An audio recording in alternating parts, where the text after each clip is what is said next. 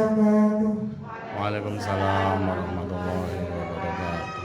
Alhamdulillah, alhamdulillahirabbil alamin. Wa bihi nasta'in ala umuri dunya waddin. Sayyidina wa maulana Muhammadin wa ala alihi wa sahbihi ajma'in. La haula wa la quwwata illa billahil aliyyil azim. Amma ba'du. Yang terhormat Kepala SDN Karangwetan 03 Bapak Hertono SPD, dan yang saya hormati seluruh rekan-rekan SDN Karangwetan 03. Pertama-tama marilah kita panjatkan rasa puji syukur kehadirat Allah Subhanahu wa taala yang mana pada kesempatan pagi hari ini kita berkumpul dalam acara diseminasi konsep implementasi budaya positif di SDN Karangwetan 03 oleh Uswatun Hasanah SPD TPB Angkatan 9 Kabupaten Pati. Semoga acara pada pagi hari ini bisa berjalan dengan lancar tanpa adanya suatu apapun. Kedua, selawat serta senantiasa kita haturkan kemuliaan baginda Rasul yang senantiasa kita nanti-nantikan besok hari kiamat. Allahumma shalli ala sayyidina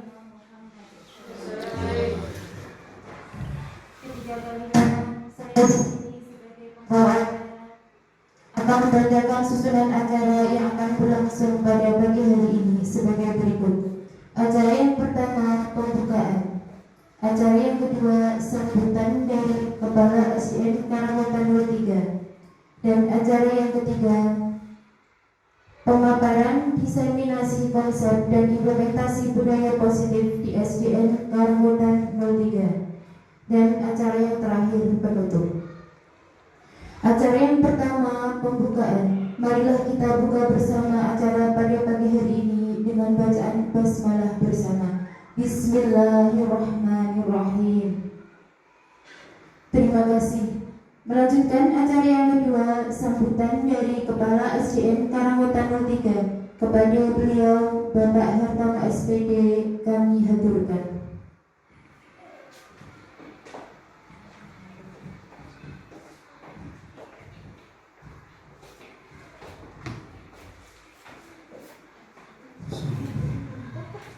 Assalamualaikum warahmatullahi wabarakatuh. Waalaikumsalam warahmatullahi wabarakatuh.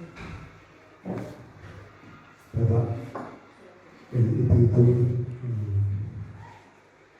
yang saya hormati,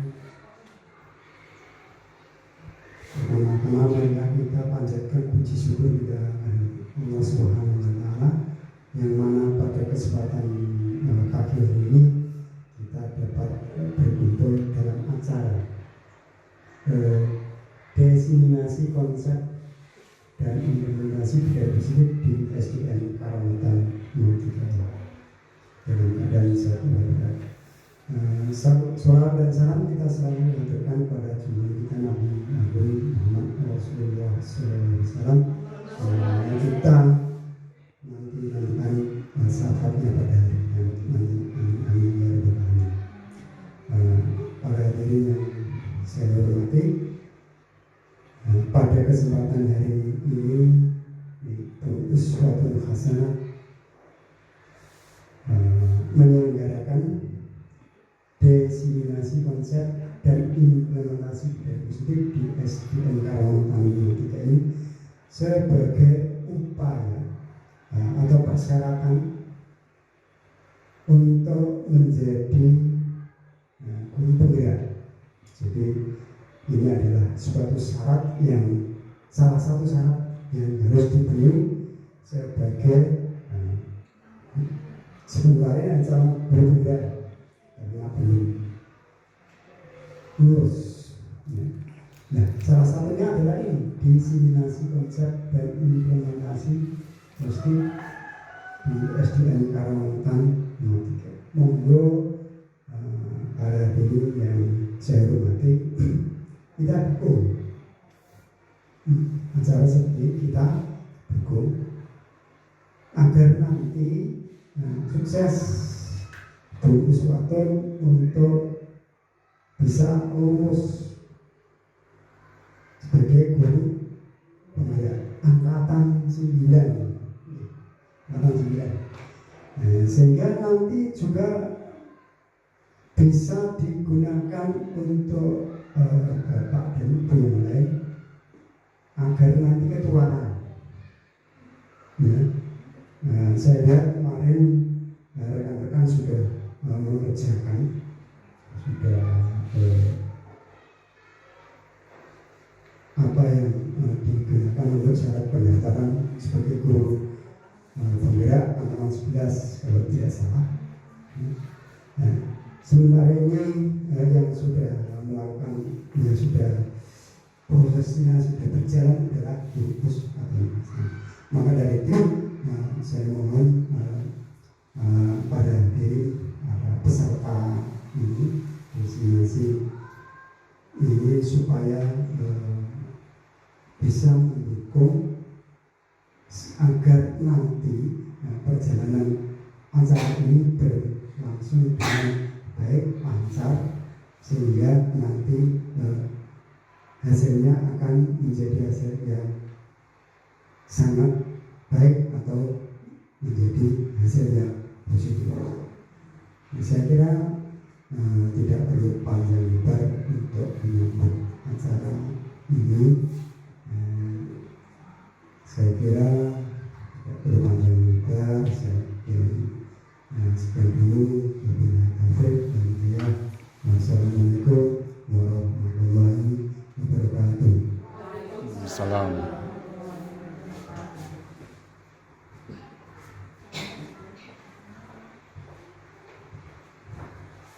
Terima kasih disampaikan. Melanjutkan acara yang ketiga, pemaparan diseminasi konsep dan implementasi budaya positif di SDN Karangwetan 03 oleh Uswatun Hasanah SPD CGB Angkatan 9 Kabupaten Pati. Kepada Uswatun Hasanah SPD kami haturkan.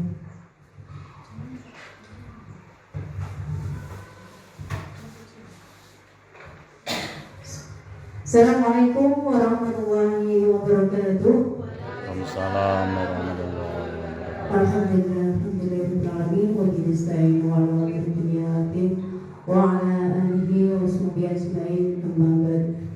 Yang berhormat Bapak Kepala Sekolah dan rekan-rekan Dewan Guru staf karyawan SD Karangwetan 3 yang saya hormati. Pertama-tama marilah kita panjatkan rasa syukur kita kepada Allah Subhanahu wa taala yang mana pada pagi hari ini kita telah diberi rahmat taufik hidayah sehingga kita dapat berkumpul di SD Karangwetan 3 ini dalam rangka diseminasi konsep implementasi budaya positif yang ada di SD Karangwetan 3 ini dalam keadaan sehat walafiat tanpa suatu dengan apapun.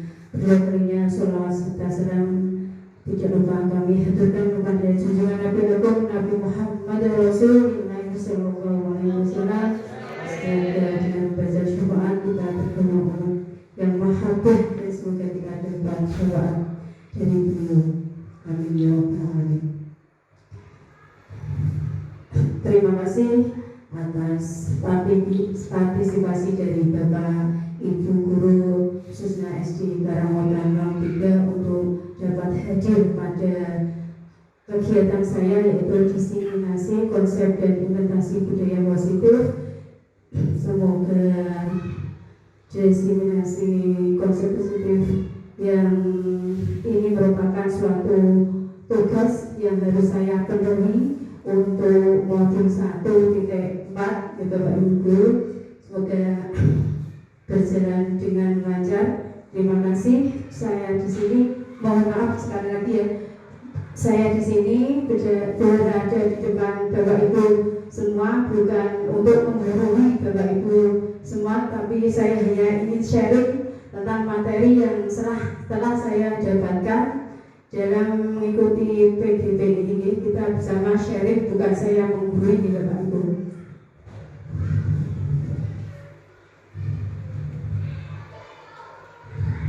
Sebelum kita buka acara destinasi, boleh ya Bapak Ibu saya berkata dulu. Ketika dasar membeli daging sapi, dibuat bakso, rasanya luar biasa. Kita awali kegiatan destinasi hari ini dengan mengucap salam dan bahagia. Inilah Bapak fasilitator dan Bapak pengajar praktek saya yang membersamai saya dalam kegiatan PGP Bapak Ibu Guru. Ini yang Bapak fasilitatornya Bapak Sudena dan pengajar prakteknya itu Bapak Bandu yang sudah 2 kali kesini gitu Bapak Ibu. Semangat ya, speaking dulu ya Bapak Ibu. Di sini saya punya 10 kata, di mana 10 kata itu saya acak kosakatanya, dan 10 kata itu merupakan negara yang ada di Asia Tenggara dan merupakan 10 urutan terkaya di Asia Tenggara. Ya, monggo dibacanya Bapak Ibu. Siapa yang mau menjawab yang umum itu kira-kira negara apa ya itu? Ya Bu Eli apa negara yang pertama yang mengunjungi Singapura, bagus sekali. Untuk yang kedua Bu Suci, Brunei, bagus sekali. Untuk yang ketiga Malaysia. Terus yang keempat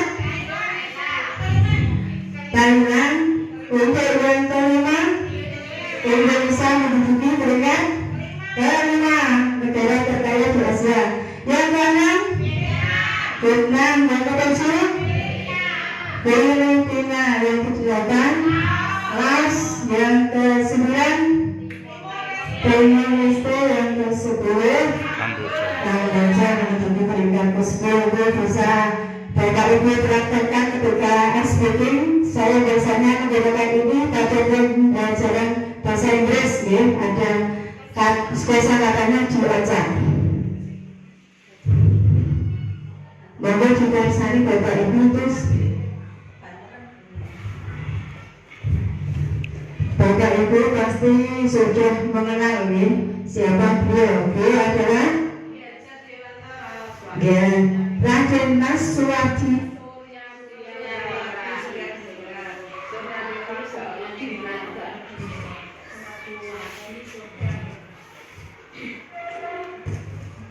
Atau yang lebih dikenal dengan sebutan Ki Hajar Dewantara, ya, merupakan Bapak Pendidikan Nasional. Ya, filosofi pemikiran dari Ki Hajar Dewantara dan Ki Hajar ini dijadikan dasar dalam kurikulum Merdeka. Ya, Bapak Ibu, sesuai dengan kurikulum kita yang sudah kita laksanakan yaitu Benar atau kurikulum Merdeka. Yang pertama dasar dari pemikiran beliau yaitu dasar pendidikan menuntun.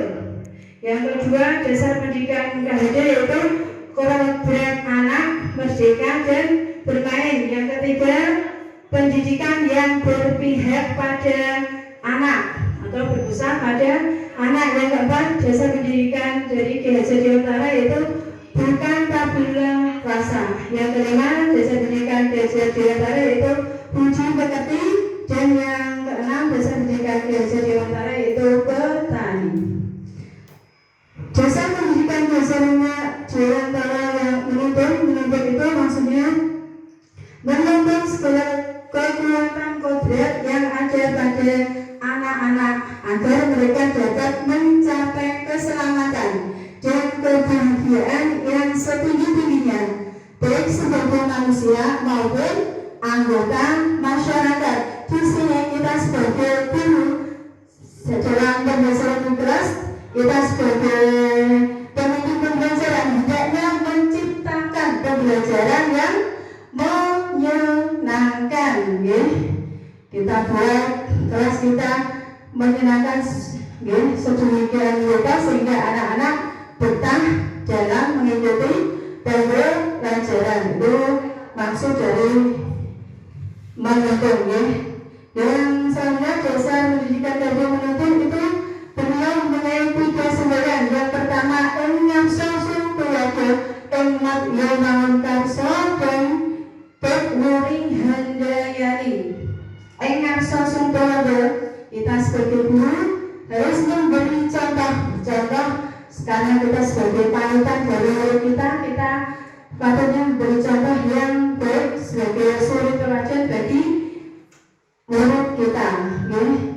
Dan yang kersa itu kita memposisikan diri kita berada di tengah, kita memberikan ide gagasan kepada murid kita. Teknuri handayani apabila kita berada di posisi belakang, kita memotivasi anak cucu kita atau murid kita agar selamat dan bahagia dan bisa diterima dalam masyarakat. Selanjutnya dasar pendidikan kerja yaitu favorit anak itu bermain. Maka dari itu khususnya kita sebagai guru SD dalam pembelajaran di kelas kita bisa menciptakan atau menggunakan variasi yang bermain dalam berkelas ya. Tuh banyak sekali kalau kita mencari atau referensi dari TikTok itu banyak sekali ya, bisa kita adopsi sesuai dengan materi yang kita sampaikan pada anak gitu. Yang selanjutnya pendidikan yang berpihak pada anak atau pendidikan yang berpusat pada anak, bebas dari segala ikatan dengan suci hati mendekatkan sang anak bukan untuk meminta sesuatu hak melainkan untuk berhendak pada anak. Di sini intinya kita mengajar harus berpusat pada siswa ya. Kebutuhan siswa kita penuhi, kita harus mengetahui karakteristik dari masing-masing siswa ya. Kita masuk ke kelas dengan hati yang ikhlas. Kita umpamakan bahwa murid kita itu adalah anak kita sendiri, sehingga dalam mengajar kita timbul rasa sayang. Apabila ada murid kita yang kesulitan, pasti kita akan membimbingnya gitu ya. Kira-kira Bapak Ibu. Selanjutnya dasar pendidikan PHD bukan tabu rasa. Artinya bahwa setiap anak itu mempunyai potensi yang berbeda-beda, mempunyai karakter yang berbeda-beda. Tugas kita menggali motivasi yang ada pada diri anak. Dasar pendidikan yang selanjutnya adalah budi pekerti, di mana budi pekerti sekarang ini sudah mulai luntur ya, termasuk gotong royong di dalam kelas itu sekarang sulit ya, anak-anak disuruh untuk kerja berpikir bersama itu sekarang susah. Makanya ya itu penting sekali penanaman budi pekerti, termasuk menentukan karakter ya.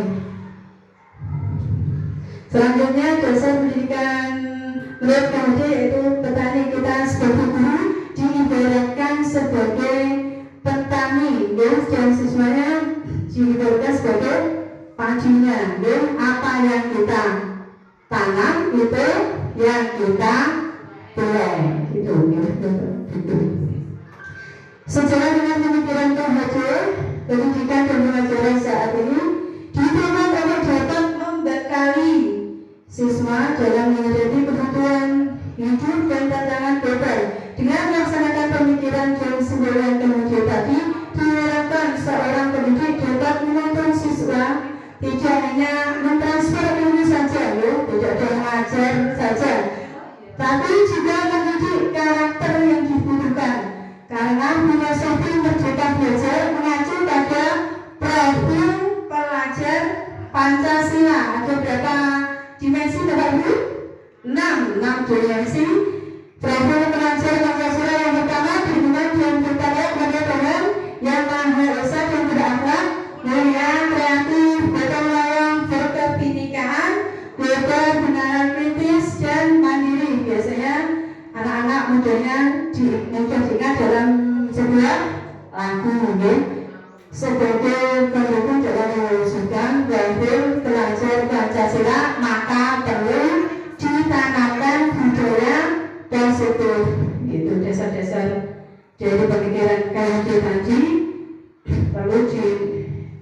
adalah bentuk budaya positif di sekolah kita, khususnya SD Negeri Karangutama 3. Selanjutnya budaya positif. Budaya positif itu adalah perwujudan dari nilai-nilai atau keyakinan universal yang diterapkan di sekolah. Keyakinan universal itu contohnya yang kita terapkan yaitu tadi berarti pelajar Pancasila banyak sekali ya, mandiri, gotong royong, empati itu sudah merupakan keyakinan universal. Kebiasaan yang bernilai positif di dalamnya mengandung sejumlah kegiatan yang mampu menumbuhkan karakter murid.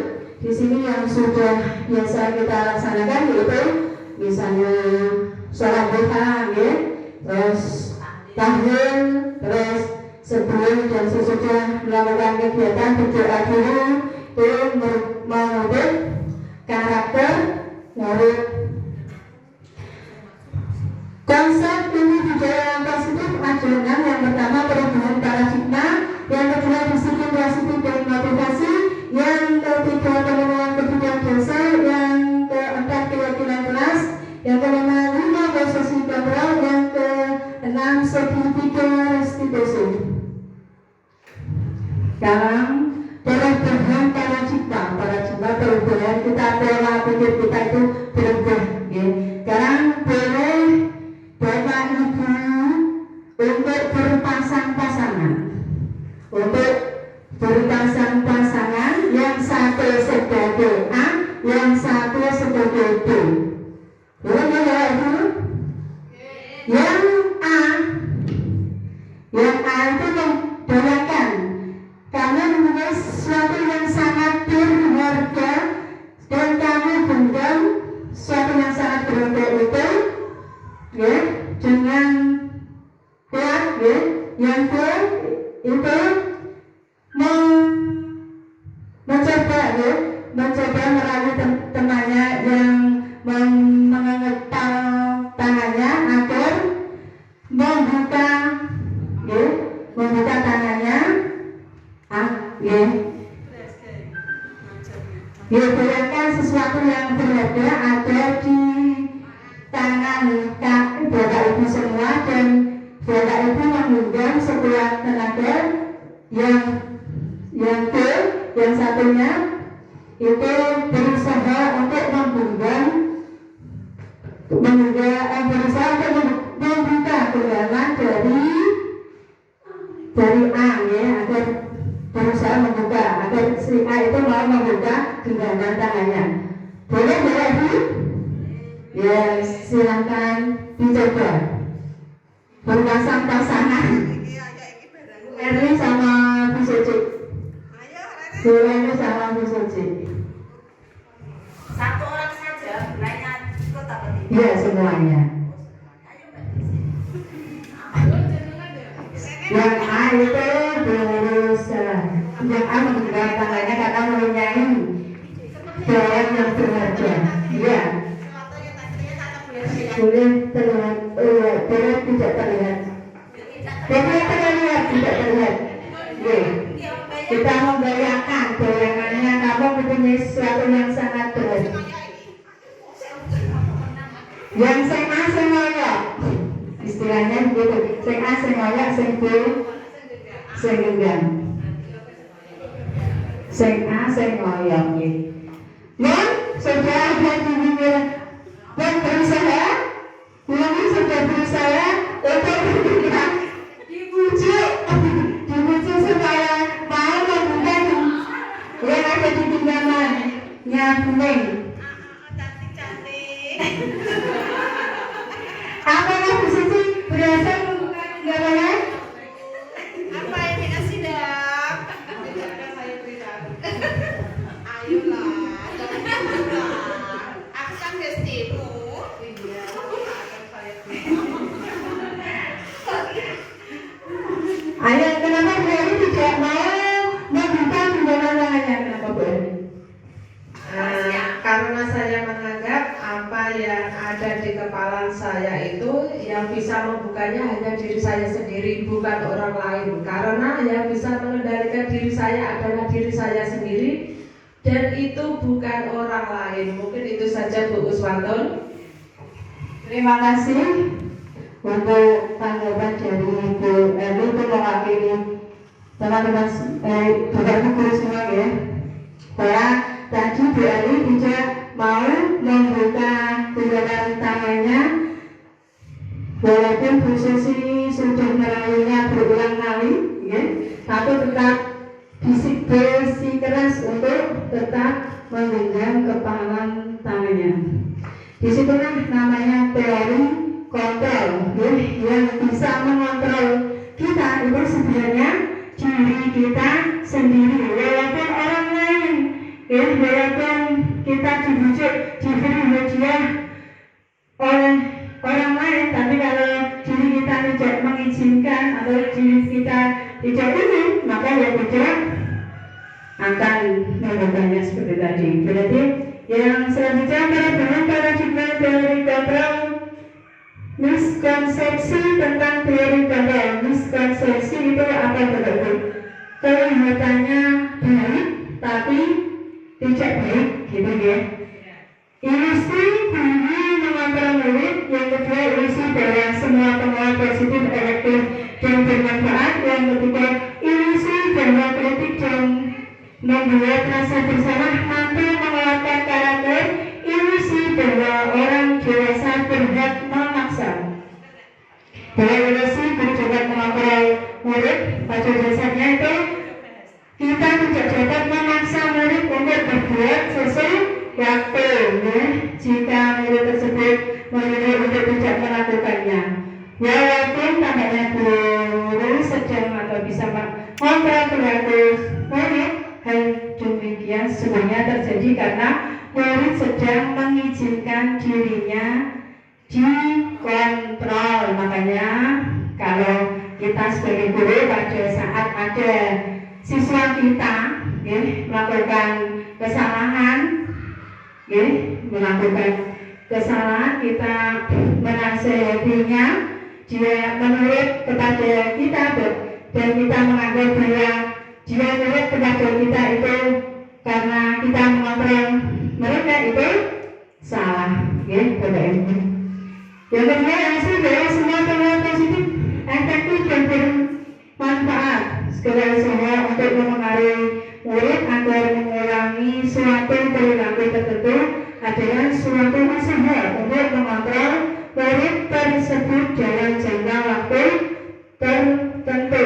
Kemungkinan guru tersebut akan menyadarinya dan mencoba untuk menolak bujukan kita, atau bisa jadi murid tersebut menjadi tergantung pada pendapat sang guru untuk melakukan segala sesuatu. Ilusi bahwa penguat positif, bahwa ini sering dilakukan sama Bu Pasri mungkin ya. Ayolah kita nulisnya yang rapi. Mungkin pada saat itu anak-anak mau nulis, tapi setelah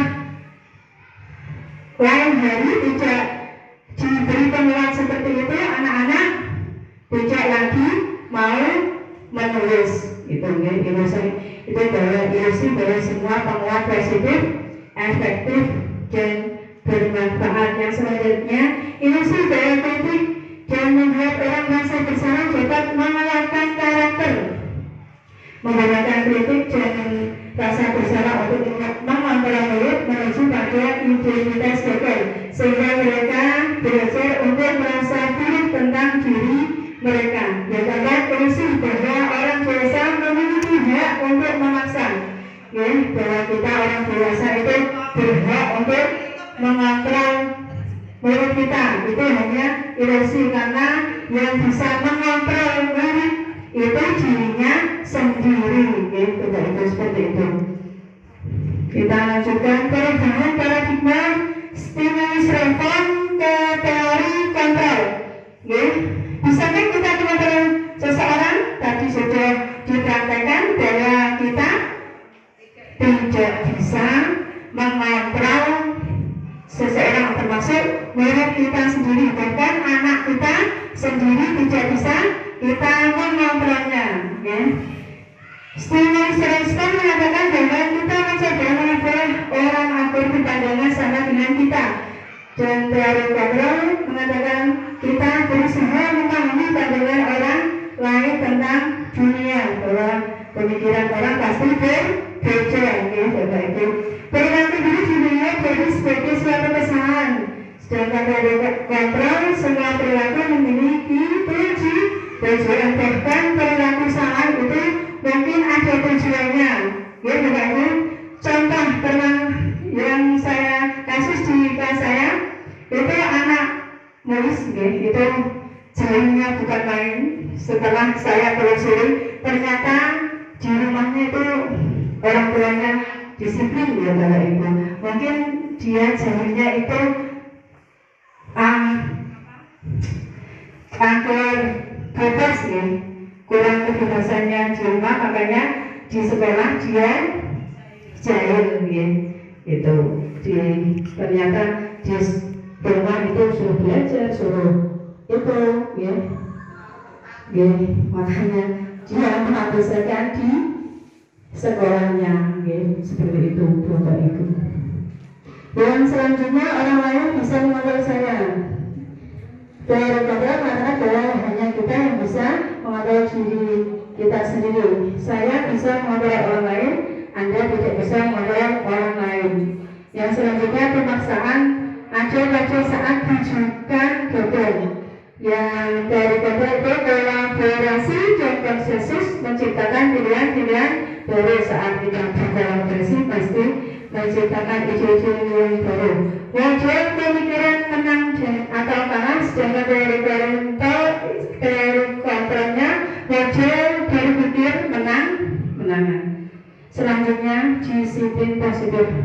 Apa yang ada di benak Bapak Ibu setelah mendengar kata disiplin? Awal suci. Kalau mendengar kata disiplin itu hubungannya dengan apa? Suatu aktivitas dengan tanggung jawab dan sesuai tepat waktu. Ya, terima kasih tanggapan Bu Suci, sangat bagus sekali. Ya, disiplin itu, ya, berasal dari kata Latin disiplina yang artinya mana dari kata disiplin itu sendiri berkonotasi dengan disiplin diri dari murid-murid.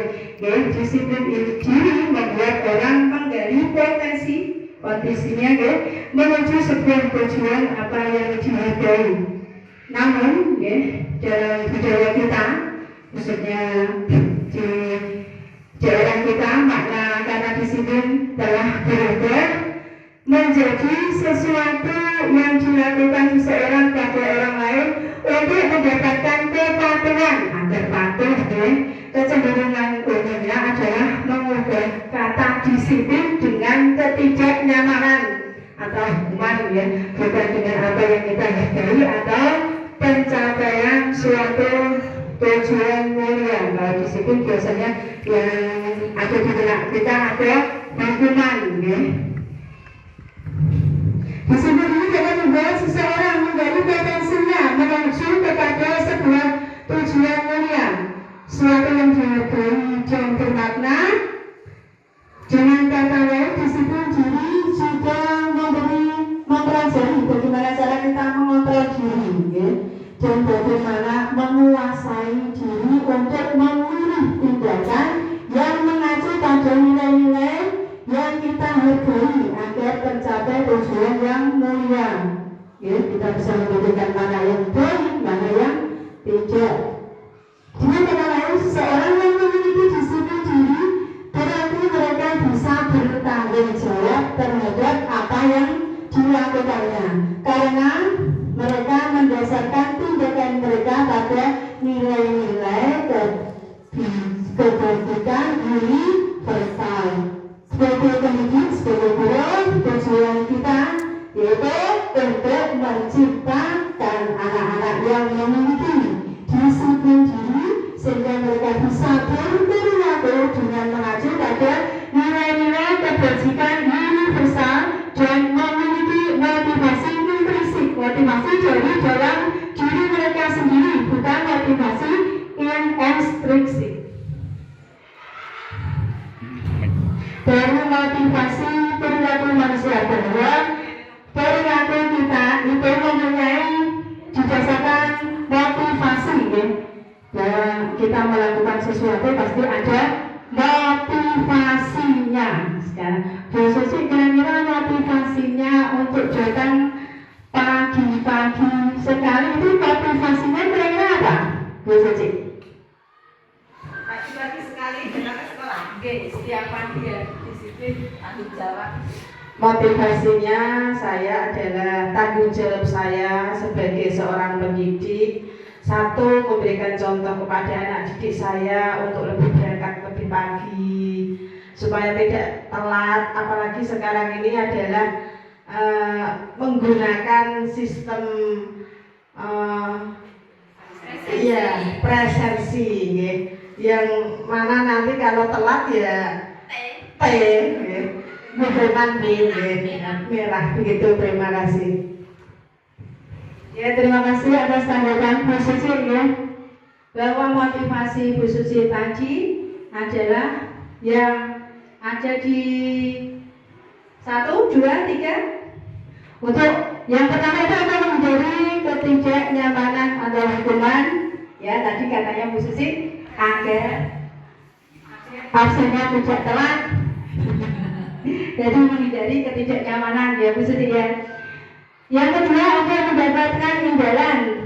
Yang mendapatkan imbalan, contohnya biar Pak Har dipuji Pak Har sebagai kepala sekolah, contohnya seperti itu. Yang ketiga akan menghargai diri sendiri, menjadi insan sesuai harapan. Itu sesuai tadi sudah dikatakan Bu Susi akan memiliki tanggung jawab karena berangkat pagi itu merupakan tugas dan tanggung jawab kita sebagai guru, sebagai panutan murid kita. Di situ Bu Susi sudah mempunyai motivasi internal, motivasi yang dari dalam sendiri, dalam diri sendiri. Walaupun tadi masih ada motivasi eksternalnya ya, untuk menghindari ketidaknyamanan atau hukuman, termasuk kalau PNS malah ada apa sanksinya Bu Susi, dipotong TPG-nya ya, TPP, itu termasuk motivasinya. Itu motivasi apa? Motivasi eksternal, ya, bukan motivasi internal. Kita lanjutkan. Dihukum oleh penghargaan. Dihukum oleh penghargaan itu bagaimana maksudnya, ya? Bahwa penghargaan berlaku atau sama dengan hukuman dalam arti meminta atau membujuk seseorang melakukan sesuatu untuk memenuhi suatu tujuan tertentu dari orang yang meminta atau membujuk. Dorongan eksternal dan akan ada faktor ketergantungan. Beberapa dampak dari pemberian penghargaan. Yang pertama itu pengaruh jangka pendek dan jangka panjang. Yang kedua, penghargaan tidak efektif. Yang ketiga, penghargaan merusak hubungan. Yang keempat, penghargaan mematikan kreativitas. Yang kelima, penghargaan menghukum. Penghargaan pengaruh jangka pendek dan jangka panjangnya. Penghargaan efektif jika kita menginginkan seseorang melakukan sesuatu yang kita inginkan dalam jangka pendek. Misalnya penghargaan, kita beri penghargaan atau hadiah kepada siswa kita agar mau menulis, kita beri permen, itu hanya bersifat jangka pendek. Jangka panjangnya kalau kita kan tidak mungkin harus memberi hadiah 1 tahun terus, ya, jangka panjangnya ya tidak efektif. Yang kedua, penghargaan tidak efektif jika seseorang mengharapkan suatu penghargaan dan tidak mendapatkannya, maka dia akan kecewa dan berkecil hati, serta kemungkinan lain kali tidak akan berusaha sekeras sebelumnya. Bila dia sudah berharap nanti kalau saya menulis dengan baik, pasti bu guru akan memberi permen lagi, memberi hadiah lagi, dan ternyata bu gurunya tidak memberi penghargaan. Apa yang terjadi? Anak itu pasti kecewa, gitu ya Bapak Ibu. Yang selanjutnya, penghargaan merusak hubungan. Ketika seseorang diberi penghargaan atau dipuji di depan orang, di depan banyak orang, ya, maka yang lain akan merasa iri dan sebagian dari mereka akan tidak menyukai orang yang diberikan penghargaan tersebut. Iri ya, kamu dapat hadiah tulis dari buku, sayangnya tidak gitu. Makanya penghargaan bisa merusak hubungan ya. Ada iri hati ya. Cemburuan sosial. Yang selanjutnya penghargaan mematikan kreativitas ya. Murid-murid yang berpikir mengenai hadiah atau penghargaan yang bisa mereka dapatkan bila berhasil menulis sebuah puisi, kreativitas kelompok murid-murid itu menjadi berkurang ya, dibanding dengan tidak diberitahukan tentang hadiah yang bisa mereka terima. Biasanya kalau kita jarang mengajar, nanti yang bisa saya beri hadiah, dengan tidak berkata seperti itu dulu berbeda ya.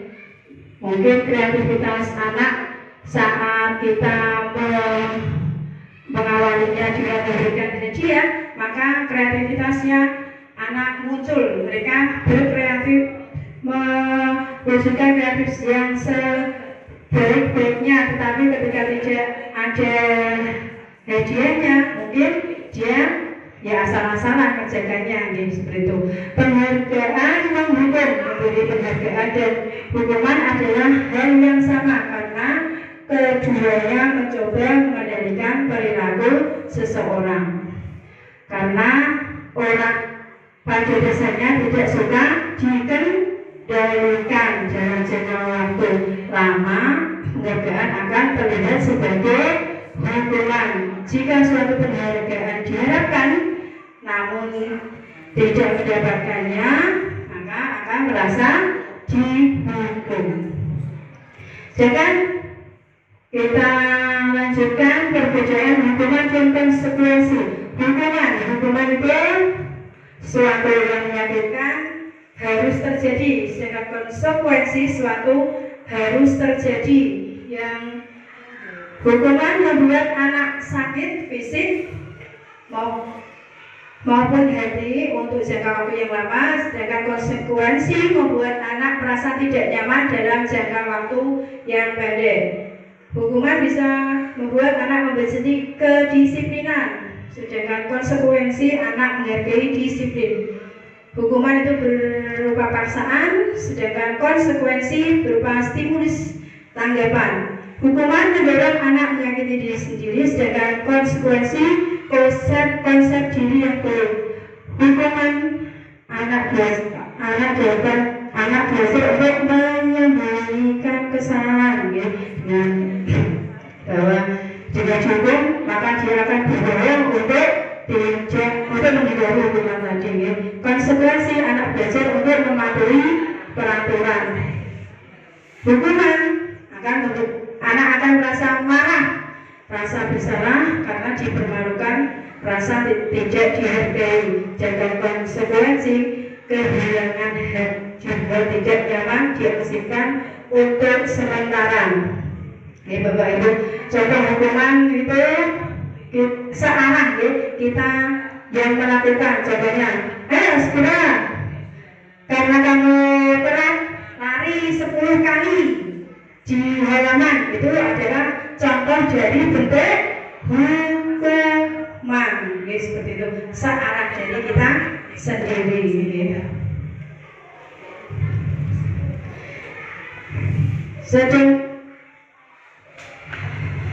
Tindakan buruk ya, mohon Bapak Ibu guru untuk melihat slide ya. Itu tindakan buruk yang seperti ada pada slide itu termasuk hukuman atau konsekuensi. Yang pertama, mencatat 100 kali di dalam buku kalimatnya, saya tidak akan terlambat lagi karena terlambat ke sekolah. Itu termasuk hukuman atau konsekuensi Bapak Ibu? Hukuman atau konsekuensi? Hukuman. Dikunci jawabannya hukuman nomor 1. Yang kedua, lari mengelilingi lapangan basket 2 kali karena terlambat bagi di sekolah. Hukuman atau konsekuensi?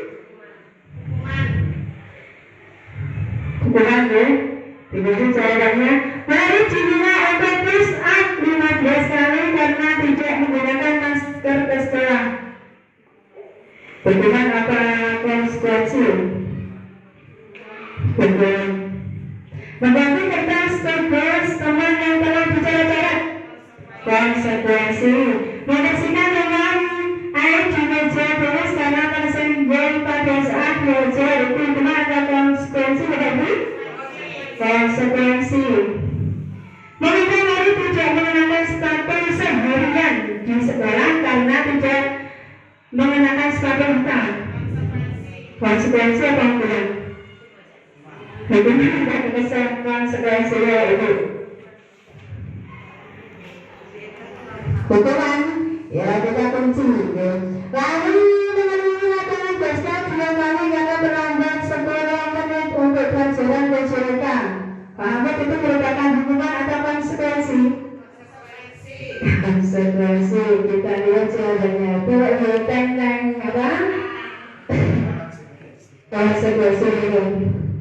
Lalu mengenai apa? 2 kali karena terlambat 10 menit. Ya, konsekuensinya dia dapat konsekuensi karena sudah ada aturannya ya. Dalam itu pada cara BJK tidak boleh terlambat. Maka dia mendapatkan konsekuensi yaitu lari melalui lapangan basket selama 2 kali. Kita lanjut ke kebutuhan dasarnya masih ada dasarnya harusnya mempunyai kebutuhan 5 tujuan dasar. Yang pertama bertahan hidup, yang kedua cinta kasih, yang ketiga penguasaan, yang keempat kesenangan, yang kelima adalah kebebasan.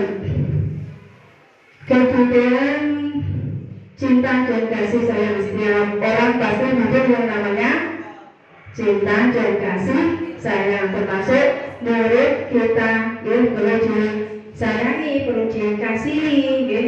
Yang kedua penguasaan. Kebetulan penguasaan ini meliputi ya, seseorang ini didengar, diakui, dianggap berprestasi, memimpin, menjadi kompeten, ingin menjadi orang yang nomor 1, yang terdepan gitu ya. Penguasaan itu berhubungannya dengan itu. Yang selanjutnya kebebasan, kebutuhan akan pilihan, kebutuhan untuk memilih dan membuat pilihan, untuk mandiri, mengeksplorasi hal-hal baru, ingin bebas. Okay. Contohnya kalau di sekolah dibagi tugas matematika angel, sulit pengen kalau belajar sulit pengennya yang mudah, ingin bebas, mengerjakan soal yang mudah-mudah. Itu adalah contoh dari kebutuhan dasar kebebasan. Yang selanjutnya bertahan hidup, kebutuhan yang bersifat fisiologis untuk bertahan hidup, misalnya kesehatan, rumah dan makanan. Ini semua orang pasti ya butuh yang namanya kebutuhan dasar bertahan hidup. Yang selanjutnya adalah kesenangan, kebutuhan untuk mencari kesenangan dengan bermain, tertawa, ya, dengan dalam pada dasarnya kebutuhan setiap orang apabila salah satu dari kelima kebutuhan dasarnya tidak terpenuhi, maka bisa jadi murid kita itu akan melakukan suatu tindakan yang menyimpang atau melakukan kesalahan. Contohnya ada siswa yang makan di kelas, itu mungkin kira-kira kebutuhan apa yang belum terpenuhi dari siswa tersebut. Ada siswa yang makan di kelas, berarti kita mengidentifikasi bahwa siswa itu membutuhkan kebutuhan besar apa?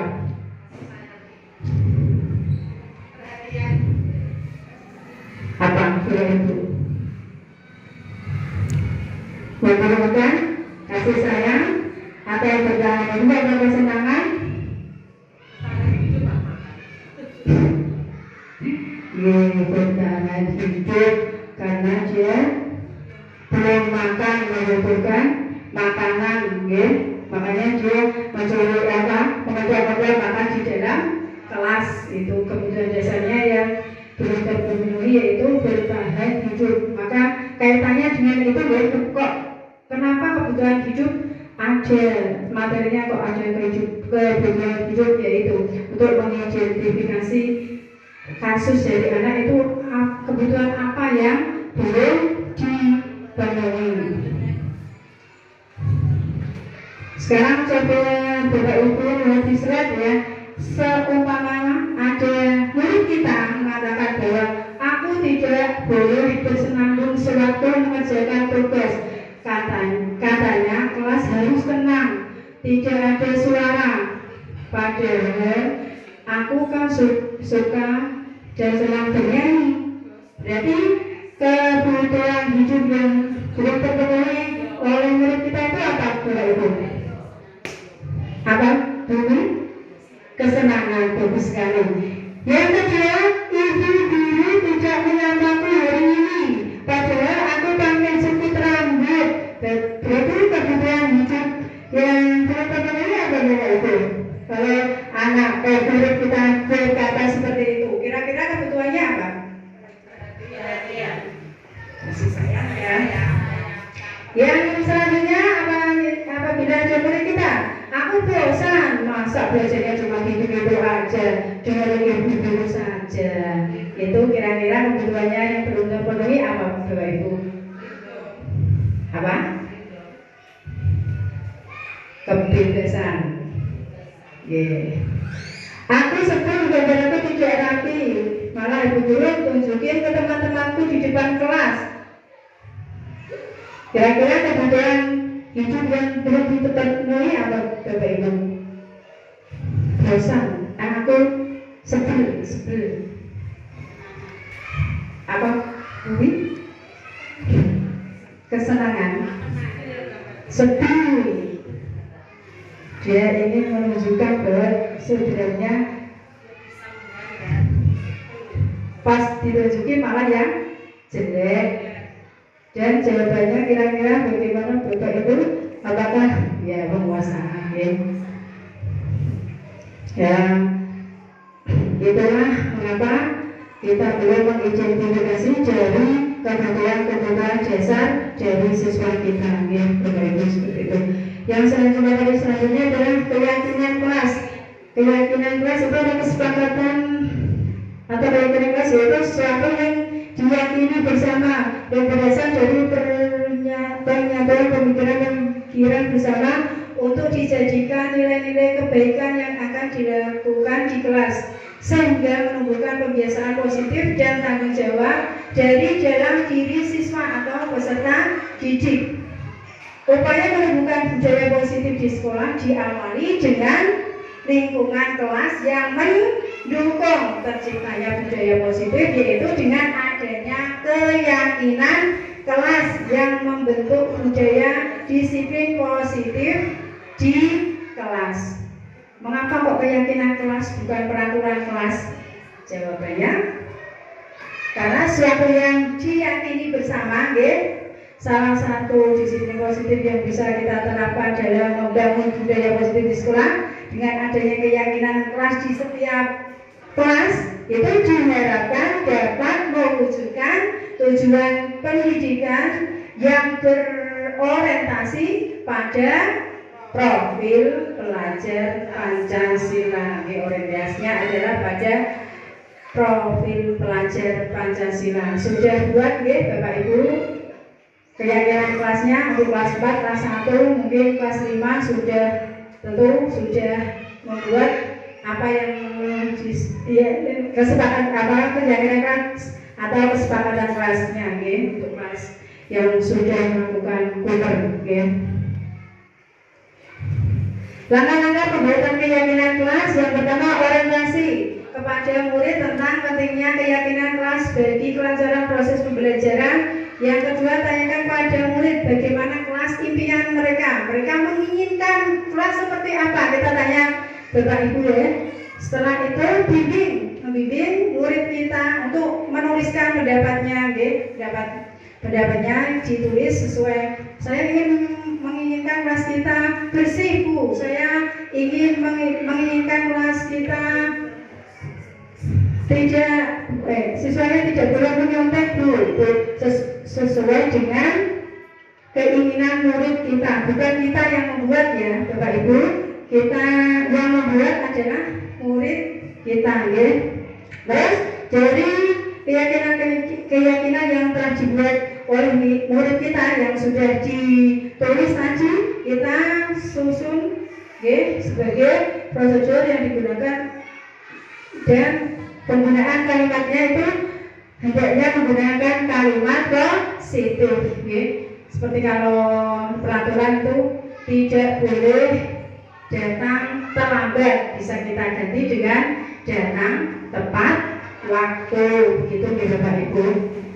Tinjau ulang keyakinan sekolah, tinjau ulang setelah keyakinan kelas dibuat, ditinjau, dipilih mana yang sesuai dengan kondisi kelas kita. Yang selanjutnya mengecek dan menyepakati keyakinan kelas.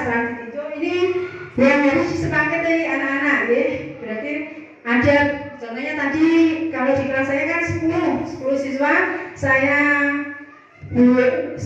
setiap siswa membuat satu keyakinan kelas. Di situ saya saring menjadi hanya 5, ya.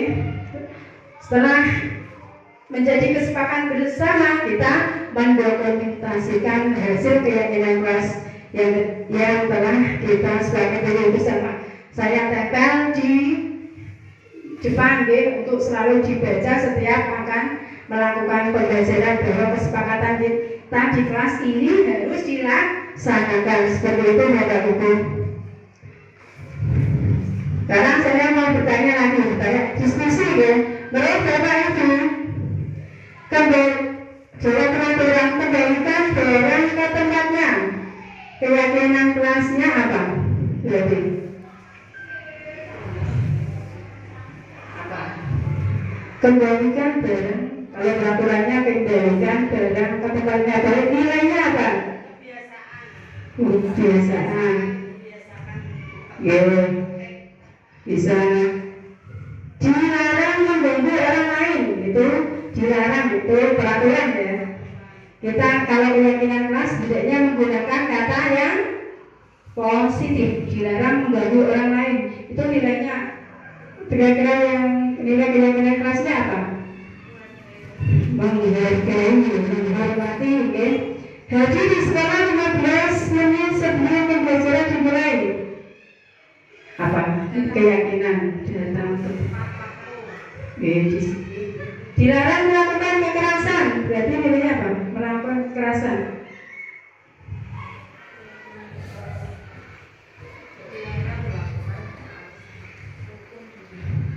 Apa Bu Jesi?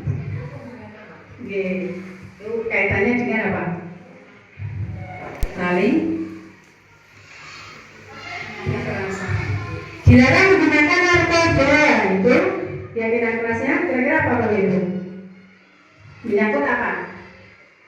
Menyangkut kesehatan yang bagus, berpergian atau menuju durian. Ya, antri menggunakan masker, jadi untuk kesehatan. Dan jawabannya tangan. Jangan juga itu. Oke, seperti itu ya, kira-kira seperti itu dalam perbuatan keyakinan kelas.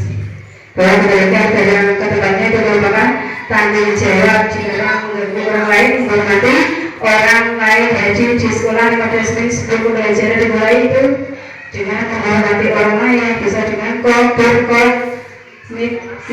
Dilarang melakukan kekerasan, keselamatan, juga menghormati orang lain. Dilarang menggunakan narkoba, itu kesehatan. Dan selanjutnya ada 5 posisi kontrol dalam kita sebagai guru, itu 1 penghukum, yang kedua pembuat orang merasa bersalah, yang ketiga sebagai teman, yang keempat sebagai monitor atau pemantau, yang kelima sebagai manajer. Kira-kira Bapak Ibu di sini posisinya pada tahap yang mana? apakah penghukum, apakah kemudian orang merasa bersalah, apakah sebagai teman, apakah monitor atau pemantau atau sebagai manajer. Berani bagus sekali sebagai manajer. Ada yang lain, kalau di Desi sebagai apa? Jadi kelima posisinya itu sebagai apa? Sebagai teman. Ada langkah dikerjakan soalnya biar nanti nilainya bagus gitu kan sebagai teman ya Bu. Ya. Ini biasanya dikasih sebagai teman ya Bu. Pemantau. Oke, dikasih sudah sebagai pemantau. Kita lanjut. Bahwa motivasi masyarakat Jawa Tengah pendukung beliau merasa bersama posisi kepemimpinan Jawa pendukung membuat merasa bersama teman pemantau manajer. Kita sebagai guru pada posisi pendukung itu menghadir marah-marah ya. Terus sebagai beberapa yang merasa bersama itu berceramah itu itu salah jangan sebagai teman itu membuat alasan-alasan untuk gurunya. Jadi tidak baik dilakukan ya, jangan dilakukan seperti itu ya. Sebagai pemantau itu menghitung dan mengukur, sedangkan sebagai manajer mengajukan pertanyaan. Dalam posisi sebagai pemimpin, apa yang dikatakan dulu, kalau kamu tidak melakukan awas ya, itu ada kata awas, itu namanya kita memposisikan diri kita sebagai pemimpin. Saat sebagai orang merasa bersalah, itu seharusnya kamu sudah tahu. Ibu lelah sekali mengatakannya, ibu stres menghadapi kamu gitu ya. Dan ya seperti itu. Kalau sebagai teman, ayolah lakukan diri ibu. Dari posisi tadi Bu Desi sudah berada di posisi teman sebagai pemantau. Apa peraturan yang ada di kelas kita? Kok kamu melakukan kesalahan seperti ini? Kalau sebagai manajer, apa yang kita yakini? Kamu sudah yakin bahwa keyakinan kelas kita seperti ini. Kenapa kok harus melakukannya seperti itu gitu? Hasilnya pada pendukung itu memberontak dan siswa berbohong ya, mereka berbohong karena dukung supaya menjadi hukuman mereka berbohong. Terus yang sebagai membuat orang merasa bersalah menyangkal atau berbohong les ya. Sebagai teman akan siswanya akan terjadi ketergantungan ya. Tergantungan kalau kita beri hadiah dia malah melakukan, kalau tidak ya tidak. Seperti itu kalau kita menyesuaikan diri bila diawasi. Dan yang sebagai manajer itu menguatkan pribadi murid. Yang selanjutnya dampaknya pada anak yes, kalau kita memposisikan diri kita sebagai penghukum, anak akan mengulangi kesalahan ya.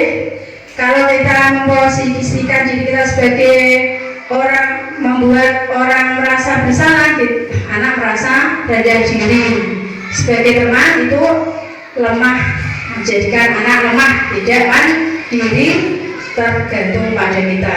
Sedangkan kalau sebagai pemantau menitik beratkan pada konsekuensi atau hadiah untuk dirinya. Sedangkan untuk sebagai manajer mengevaluasi diri, bagaimana cara kita memperbaiki diri. Sekarang yang terakhir, restitusi. Apakah itu restitusi? Restitusi adalah proses menciptakan kondisi bagi murid untuk memperbaiki kesalahan mereka sehingga mereka bisa kembali pada kelompok mereka dengan karakter yang lebih kuat. Itu restitusi. Restitusi itu kapan dilaksanakan? Apabila ada murid mempunyai kasus ya. Kalau tidak ada kasus ya tidak direstitusi. Itu Bapak Ibu punya. Sebenarnya ciri-ciri restitusi yang pertama bukan untuk menebus kesalahan, namun untuk belajar dari kesalahan. Yang kedua memperbaiki tawaran bukan paksaan. Yang keempat, restitusi menuntut untuk melihat ke dalam diri. Yang kelima, restitusi mencari kebutuhan dasar yang mendasari tindakan. Yang keenam, restitusi diri adalah cara yang paling baik. Yang ketujuh, restitusi fokus pada karakter bukan tindakan, fokusnya karakter. Yang kedelapan, restitusi fokus pada solusi, mencari solusi apabila anak didik kita, murid kita melakukan suatu kesalahan, dicarikan solusi, tidak langsung dihukum, gitu Bapak Ibu. Restitusi mengembalikan murid yang berbuat salah pada kelompoknya. Apabila ada murid yang down karena kesalahannya, maka tugas kita adalah restitusi. Segitiga restitusi merupakan sebuah proses menciptakan kondisi bagi murid untuk memperbaiki kesalahannya melalui restitusi. Satuan pendidikan bisa membantu para murid untuk mencapai tujuannya, memiliki sifat disiplin yang positif dan memulihkan diri setelah berbuat salah. Langkah-langkah segitiga restitusi itu ada 3. Yang pertama itu menstabilkan identitas, yang kedua validasi tindakan yang salah, yang selanjutnya adalah menanyakan keyakinan kelas. Validasi tindakan yang pertama, menstabilkan identitas pada tahap ini. Sekiranya sebagai guru apa yang kita lakukan? Yaitu setiap kita bisa mengatakan seperti itu. Apabila contohnya kemarin saya praktek restitusi, yaitu anak yang makan di kelas kan tidak sesuai dengan keyakinan yang ada di kelas saya, maka siswa itu saya restitusi. Yang pertama saya lakukan itu menstabilkan identitas dengan mengatakan setiap orang itu ya pasti pernah melakukan kesalahan gitu, tapi ya makan di kelas itu jangan makan tidak dengan kata gitu. Terus yang selanjutnya, validasi tindakan yang salah.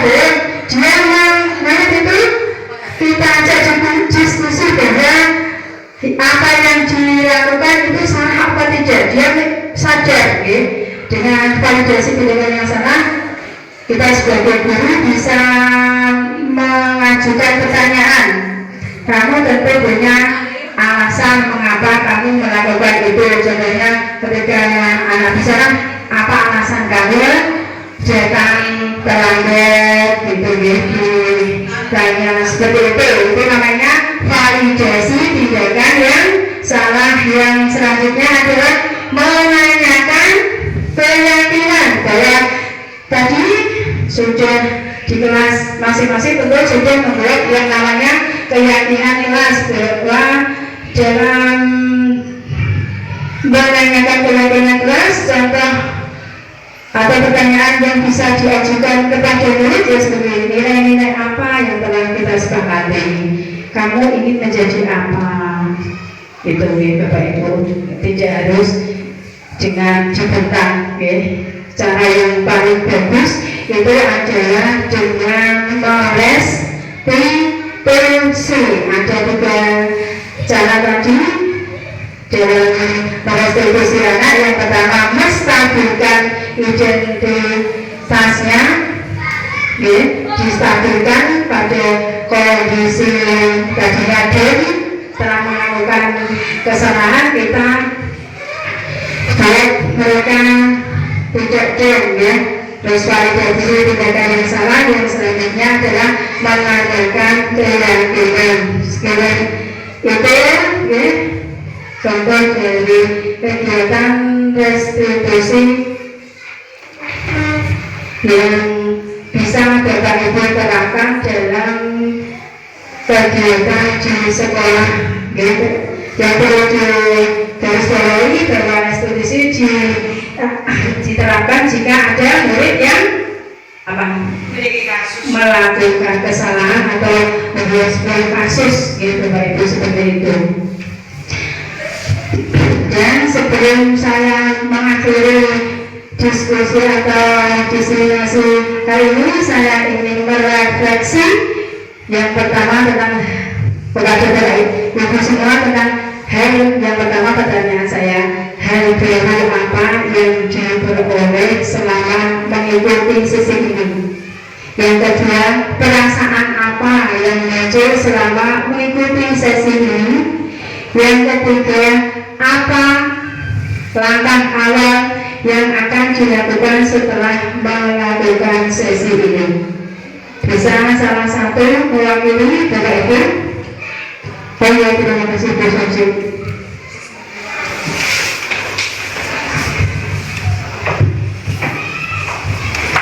Terima kasih waktu yang diberikan kepada saya untuk merefleksi materi yang sudah disampaikan oleh Bu Iswatun Hasanah SPD.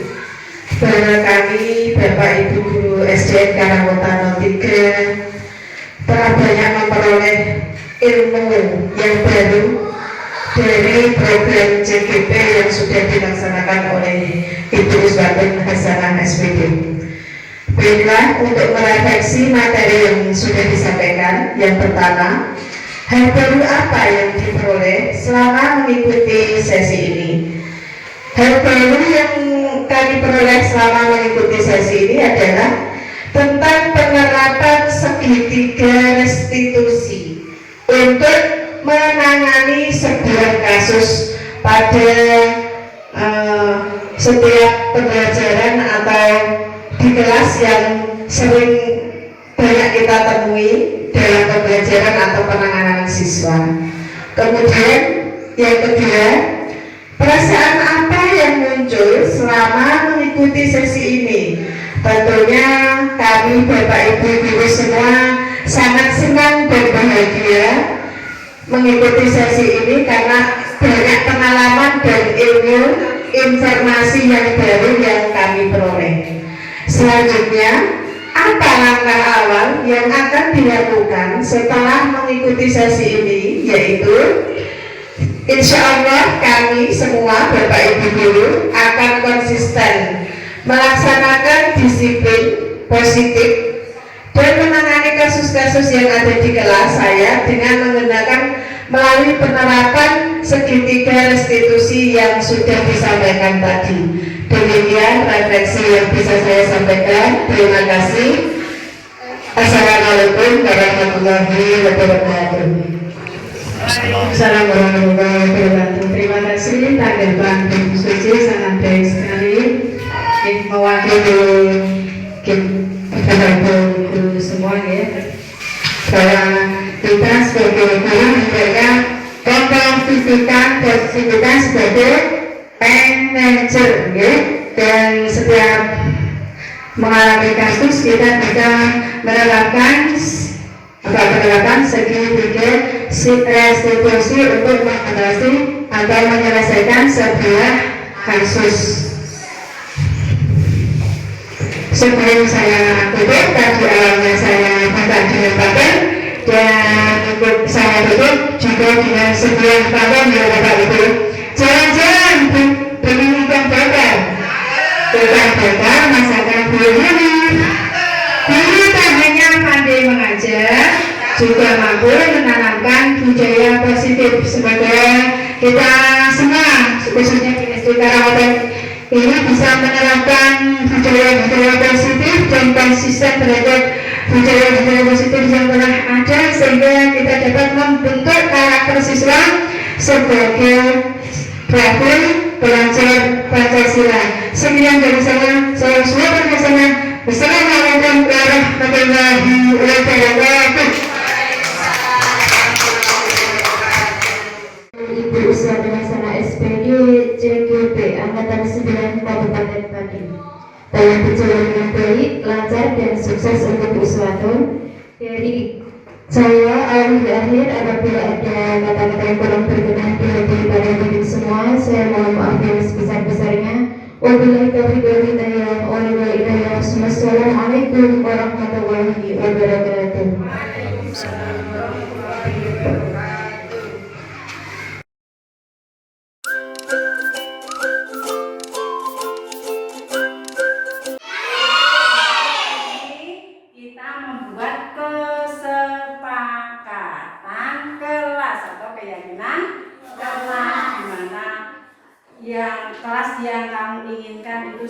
seperti apa, pembelajarannya seperti apa, kamu tuliskan, nanti Bu Guru kasih ini ya, nanti kamu tulis ya, peraturan-peraturan yang kamu inginkan ya, untuk agar kalian dapat belajar dengan nyaman, menyenangkan ya. Kamu tulis di dalam sini, ditulis ya, tentang kamu menginginkan kelasnya bagaimana, untuk kebersihannya bagaimana, untuk gurunya harus seperti apa. Kamu bisa tulis di kertas ini ya. Ya, sekarang Bu Guru bagikan, nanti kalian tulis di sini. Terus jangan kebalik ya. Ini tulis di sini. Sini. Ini Mas. Jadi tulis.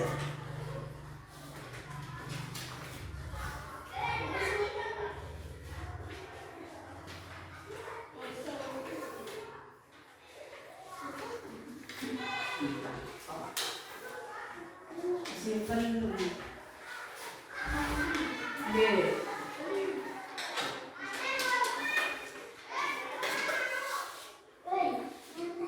Biar ditulis.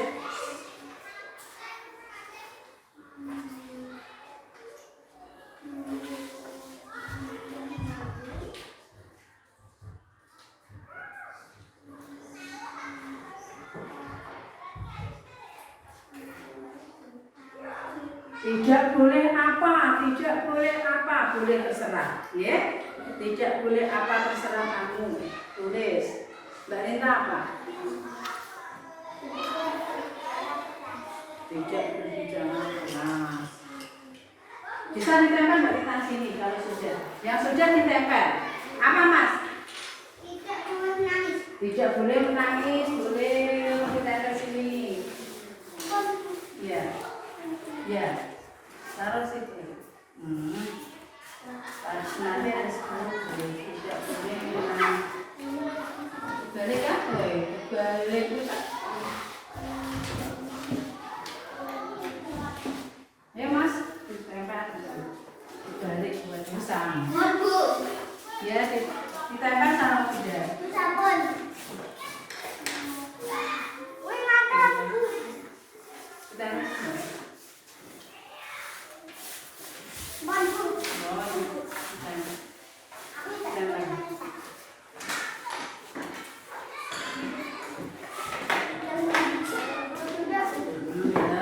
Tidak boleh di kelas, tidak boleh mengambil. Mas Ari apa? Tidak boleh menyontek ya, Mas Ari. Pengennya kelasnya tidak ada yang menyontek. Apa? Mas Gibran apa?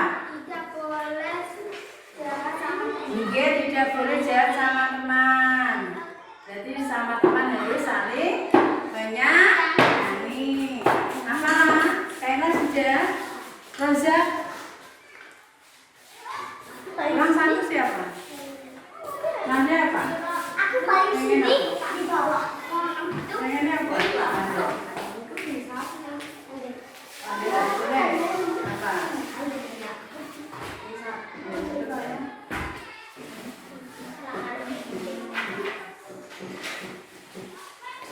Mas Nanda pengen apa? Peraturannya pengen tidak terlambat. Sekarang Bu Guru mau satu orang maju untuk membacakan peraturan kelas kita. Yuk, Mas Reza, yuk Mas Reza.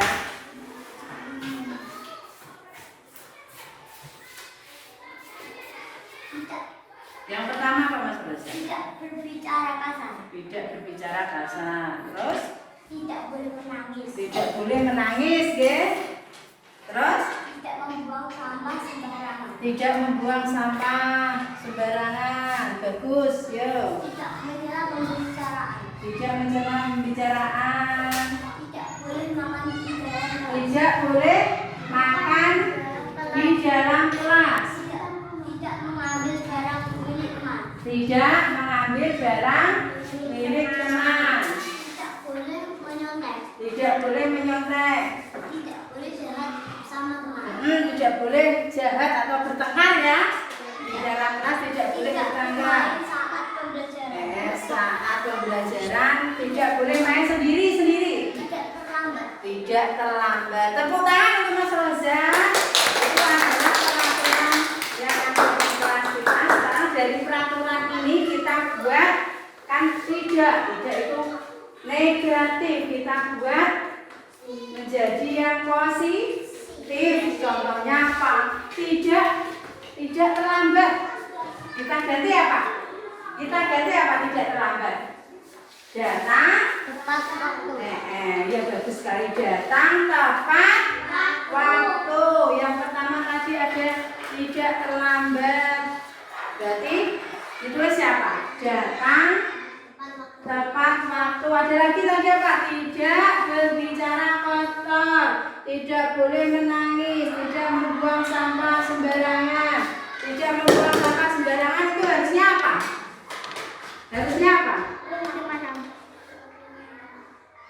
Tidak harus membuang sampah pada bagus. Terus apa lagi? Tidak menyela pembicaraan. Tidak mencela pembicaraan. Sopan sesaat berbicara. Kita harus berbicara dengan sopan atau mengacungkan tangan saat akan berbicara. Sekarang dari peraturan ini kita buat kesepakatan kelas kita. Ditulis ya. Lalu tidak. Ya, yang kedua itu kita buat dari peraturan tadi kita buat yang ini kan masih negatif ya. Ada tidak. Seharusnya kata-katanya seperti apa? Awas jangan kebalik ya. Nulisnya ini. Mungkin satu tidak ada. Jadi ditulis kayak kira ya yang kedua.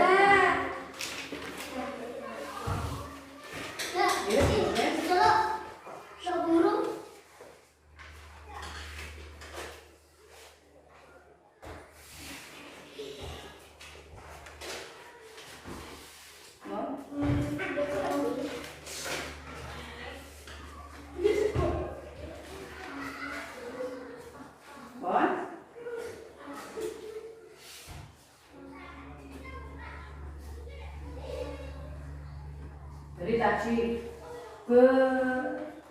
tidak boleh jahat sama teman. Sabon apa? Yuk coba. Saat istirahat berarti kalau makan harus di luar. Saat istirahat di sini. Yakin. Ya. Ini kali Mas. Ya, betul. Yesus lalu berbuat sama teman. Apa? Betul sekali. Ya, bukankah kalau pada tempatnya, betul, tidak membuang sampah sembarangan. Jadi kalau membuang sampah pada tempatnya. Selanjutnya, betul sekali, tidak boleh marah, tidak boleh nangis. Ya. Mengatakan jangan mengangkat tangan sebelum berbicara. Iya betul. Bukan. Datang tepat waktu. Ya. Kayaknya.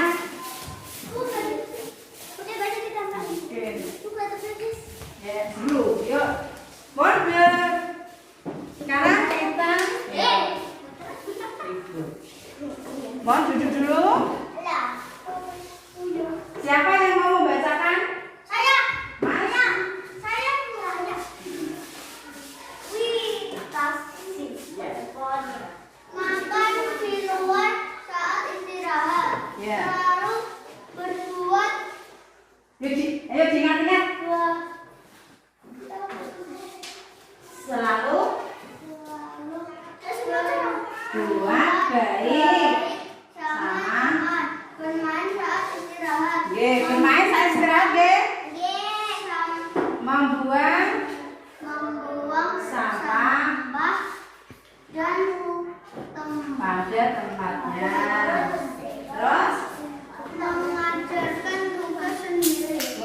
mengerjakan tugas sendiri. Terus? Selalu tersenyum di dalam kelas. Terus? Minta izin apabila mengambil barang orang lain. Terus? Berbicara dengan sopan. Ya. Mengatakan berita. Mengajukan tangan. Jangan sebelum berbicara. Terus? Datang tepat waktu. Datang tepat waktu. Dari 10 ini bisakah kita ambil 5 saja ya? Ya, datang tepat waktu. Berarti apa? Dan harus yang pertama adalah datang tepat waktu, itu termasuk disiplin. Terus apa? Yuk. Makan di luar saat istirahat.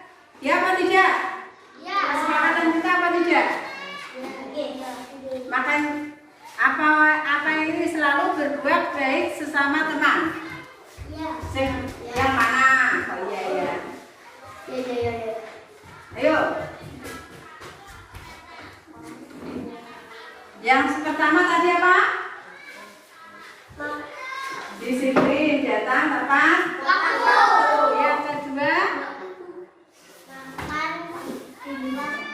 Kelas. Tidak boleh mengontak tadi apa? Mengerjakan tugas sendiri berarti mandiri ya. Harus mandiri. Harus mandiri. Terus membuang sampah pada tempatnya berarti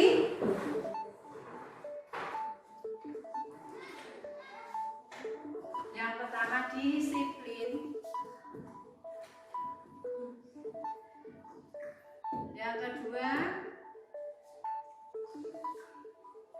saling menyayangi ya, tidak boleh bertengkar.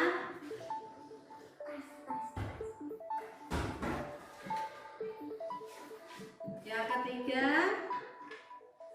membuang sampah. Ya, boleh deh membuang sampah pada tempatnya supaya kelas kita menjadi apa?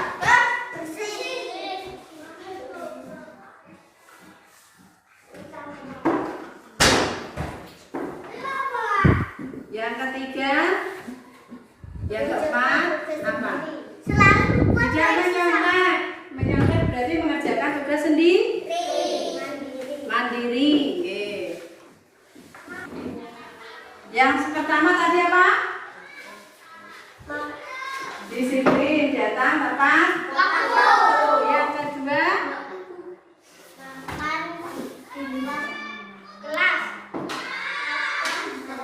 tidak boleh menyontek tadi apa? Mengerjakan tugas sendiri berarti mandiri ya. Harus mandiri. Harus mandiri. Terus membuang sampah pada tempatnya. Yang ketiga, yang keempat apa? Selalu Tidak menyontek. Menyontek berarti mengerjakan tugas sendiri. Mandiri. Oke. Yang terakhir apa? Yuk kira-kira. Yang berbuat baik sama teman. selalu itu termasuk saling menyayangi. Bermain saat istirahat. Itu saling menyayangi. Selalu tersenyum di dalam kelas. Ya, itu juga saling menyayangi ya. Termasuk apa yuk? Kita buat 5 saja ya. Mandiri, disiplin, saling menyayangi, Makan di luar kelas. makan Di di luar luar. kelas. Berangkat sekolah tepat waktu. Disiplin. Maksudnya disiplin. Terus apa? Bermain saat istirahat. Bermain Saat istirahat. boleh. Ya. Bermain Saat istirahat. bermain saat istirahat ya, tidak boleh di dalam kelas bermain ya, bermain saat istirahat. Itu adalah kesepakatan kelas kita menjadi seperti ini ya, keyakinan ini menjadi keyakinan kita ya. Yang pertama apa? Disiplin. Yang kedua saling menyayangi. Yang ketiga